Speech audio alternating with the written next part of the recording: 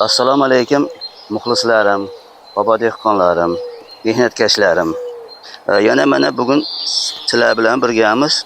Mana 3-4 kun oldin kartoshkalar haqida video qilgandik. Mana o'sha suvdan keyin, chopiqdan keyingi nimaki mana bu yerda mehmonlar kelgandi, ko'rgan bo'lsalaring. Mana shu yerda mehmonlar bor edi. Ularga qarshi Tayfun degan dori bor, Tayfun. Bir pachkasi 2000 dan beradi. 5 litr suvga qo'shasizlar. Bitta urib tashlasizlar, bo'ldi, mehmonlar yo'q. Top toza mana. Hech qanday uni bir marta olmay, lekin bir marta urug' qo'ygandan keyin u nomardni urug'i o'lmaydi ekan. Qachon chiqqandan keyin mana bu yerda zaharlab, baxtda zaharlab bo'ladi, keyin katta bo'lgandan keyin o'lar ekan u. Yo'q, ammo tuxumi o'lmaydi ekan, tuxum o'rtalar. Ana shunga o'xshar o'ynaydi. Tuxum qo'ymasdan oldin dorilar tursalar, Tayfun chepiladi, uni hidi ham yo'q, nimasi ham yo'q. Eng nimaga dori ana shu, boshqa narsa qo'shib bersa olmaylar. To'lka Tayfunning o'zi.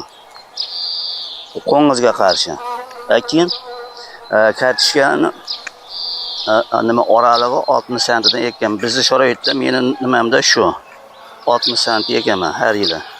Urug' ham o'zimni olaman, o'zim nima qilaman, boshqa nima qilish yo'q. O'rtoqlar, shunaqa holat. Keyin buni saqlashda satrofga qilinadi. Oladigan paytda urug'larni mayda tuxumdayni urug'ga olib qo'yaman. Urug'ga olib qo'yganda iloji boricha mineral o'g'it kam yegan bo'lish kerak. Agar mineral o'g'itni ko'p bergan bo'lsangiz, noyabr, dekabr, yanvardan keyin chirishni boshlaydi urug'lar. Agar bilsalaring, turgan joyda ham qorayib, chirib qolaveradi. Ana o'shani sababi o'g'itni ko'p yegani. Xuddi shira bosib qo'yganga o'xshab shilmishi bo'lib qoladi kartoshka. Shuning uchun iloji boricha bozorbob kartoshka bo'lmasa ham ro'zg'orbob kartoshka bo'lsa toza, sifatli bo'ladi o'rtoqlar. O'zlaring bilsalaring kerak farqini. Bozorbob qandaqa-yu, ro'zg'orbob qandaqa. Shundaqa mana bironta mehmon yo'q. 2 kundan beri kuzatyapman. Yo boshqa yoqqa ketib qoldimi? Kelgan yo'q. Mana kelgan joyi mana o'sha zaharlab ketgan joyi mana. Mana shu mehmonning ishi mana. Shundaqa o'rtoqlar. Kartoshkani shu cho'g' bo'lmaydi endi buni. O'sha tomir yoniga kelib bo'ldi. Shuning uchun chopiq qilishni iloji yo'q.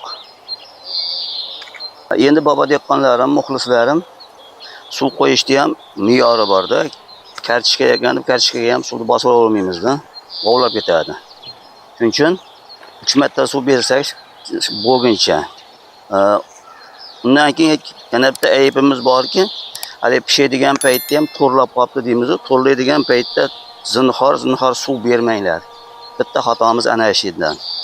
To'rlaydigan paytda, pishadigan paytda suv beramiz-ku. Ana o'shanda bo'lmaydi ekan, suvni keragi yo'q ekan.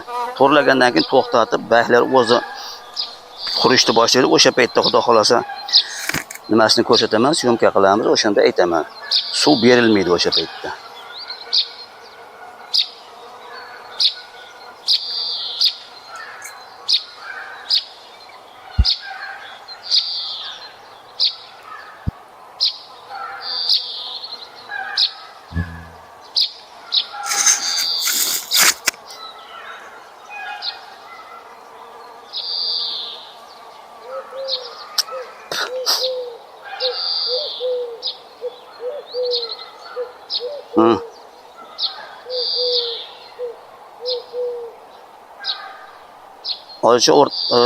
Hozircha muxlislarim, savollaringga javob bergan deb bo'lsam kerak, bergan bo'lsam kerak deb o'ylayman.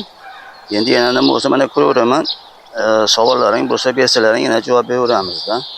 Hozircha bo'lmasam salomat bo'lasizlar. Bu yog'i dehqonchilik, chilik deganday, xohlaganlar like bosin, xohlaganlar bemalol ko'raversin.